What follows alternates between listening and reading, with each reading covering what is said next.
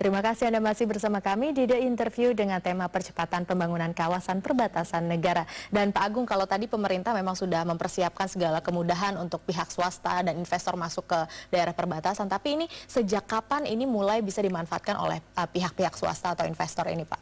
Kita rencanakan untuk embrio atau percontohan pembangunan pusat pertumbuhan atau growth centers di perbatasan ini bulan Oktober ini. Jadi bulan Oktober ini kita artinya BNPB bersama dengan Kadin akan mengembangkan kegiatan-kegiatan pertama pembangunan dry port di Entikong, kemudian peletakan batu pertama industrial estate di Entikong bersama dengan Kadin. Itu kita coba dengan SDM yang ada, dengan sistem yang ada, apakah bisa pelayanan itu kita persingkat, kita percepat. Tentu butuh waktu, tapi kita kalau ditanya Meli, kapan? Oktober ini kita mulai. Oktober ini sudah dimulai. Oktober kita mulai. Ini juga tidak hanya satu, karena kalau kita membuat katakanlah kue hanya satu, tidak ada bandingannya. Kita membuat juga nanti akan satu lagi di Badau, satu lagi di Sebatik. Jadi memang sudah ada kawasan-kawasan diprioritaskan ya untuk pilot project. Jadi kita bisa lihat bagaimana respon dari aparat di daerah, kemudian respon pengusaha untuk berinvestasi dan sebagainya. Sebagai contoh misalnya di Sebatik, Sebatik itu potensial sekali karena letaknya di Alki 2 Indonesia, di Laut Sulawesi dan di pinggir Laut Sulawesi dan Selat Makassar. Itu luar biasa potensinya, ada sawit, kakao, karet, tapi tidak satu industri pun di Sebatik itu. Ketika saya pernah tanya kepada pengusaha, pada para pemilik kebun, kenapa tidak mendirikan pabrik di sini? Atau mereka mengatakan ngurus izinnya susah. Pengurusan izinnya susah. Kita harus sampai mengurus ke ibu kota provinsi atau itu pun kalau ke Samarinda belum tentu ketemu pejabatnya. Dan belum tentu langsung selesai juga pada 3 hari perjalanan. Baik. Jadi oke, kalau gitu kita akan bicarakan dengan Pemda Kaltim, bicarakan dengan Pemda Nunukan, bisa nggak nanti kita buat.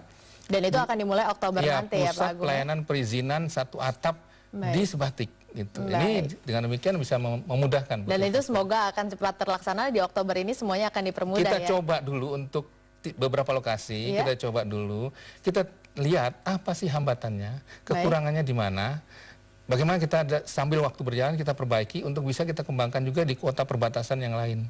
Saya hanya ambil satu contoh. Kalau kita lihat mungkin Meli ingat mungkin 20 atau 30 tahun yang lalu namanya Serpong itu hanya kebun singkong dan kebun karet. Sekarang sudah menjadi kota besar. Dan itu yang diharapkan terjadi di kawasan perbatasan. Kita berharap seperti itu bisa, dan itu swasta yang bangun BSD.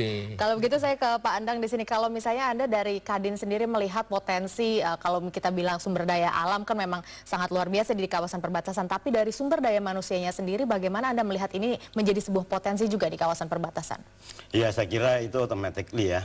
Kalau kita kembangkan pembangunan di sana, pastilah masyarakatnya menerima, karena itu sendiri yang mereka harapkan. Ketimbang mereka masuk warga negara lain. Kemudian dari perjalanan kami ke seluruh perbatasan Republik ini dengan Pak Deputi, bahwa yang prioritas pertama itu adalah wilayah Kalimantan, Intikong, Badau, sama daerah Nunukan itu. Karena apa? Karena kesenjangan konstelasi ekonomi antara Indonesia dengan Malaysia, rakyatnya jauh sangat berbeda. Belum lagi mereka melewati jalan untuk ke Indonesianya itu. Kalau di daerah lain saya kira tidak ada masalah. Maka itu tanggal 28 Oktober ini insya Allah rencana Kadin dan BNPB itu meletakkan batu pertama untuk pembuatan dry pot. Jadi Intikong, Nangka Badau, kemudian ke Sebatik selanjutnya. Jadi kita sudah siap itu. Jadi kalau misalnya Anda memprediksi ke depannya dalam jangka waktu yang ketetapan pertama ini dari tahun 2010 sampai 2014 nanti, kira-kira ini bagaimana percepatan pembangunan, apakah akan sukses atau bagaimana menurut Anda? Saya berkeyakinan karena BNPB sudah tidak salah jalan saya kira untuk melakukan partner dengan Kadin. Memang Kadin ini kan bidang yang beginian kan, seluruh dunia usaha. Hanya saja kalau menurut Kadin, menurut estimasi kami, bahwa daerah perbatasan ini idealnya ada sebuah kementerian yang mengurusinnya. Kalau kita melihat ke belakang, surut ke belakang, coba kita lihat yang barusan diambil 2 pulau kita itu, kan itu sangat memilukan. Karena apa? Sekali. Karena ini tidak terurus. Kalau misalnya ada yang mengurus tentang ketenaga kerjaan, pemindahan penduduk, transmigrasi, kenapa pulau yang banyak dan daerah tertinggal ini tidak diurus oleh sebuah kementerian? Apalagi daerah perbatasan tentunya. Iya, apalagi dan ini sangat rawan kan. Harusnya idealnya ada kementerian yang mengurus daerah perbatasan ini. Baik, kalau gitu Pak Agung, bagaimana harapan Anda dengan adanya percepatan pembangunan di kawasan perbatasan kita ini, Pak? Saya berharap bahwa kita bisa menciptakan kota-kota baru di perbatasan, sehingga rakyat kita, saudara-saudara kita, tidak nyari pekerjaan di rumah tetangga, tapi di halaman kita lah. Kalau bisa di halaman kita, mereka berusaha, mereka bekerja di situ, sehingga kita bisa benar-benar menerapkan apa yang diminta oleh Undang-Undang Dasar 45, melindungi segenap tumpah darah. Nah, itu yang kita harapkan. Jadi diharapkan juga pembangunan bisa terus berlangsung dan percepatan ini berjalan dengan lancar? Betul, dan saya yakin dengan jargon kita adalah kawasan perbatasan adalah masa depan Indonesia.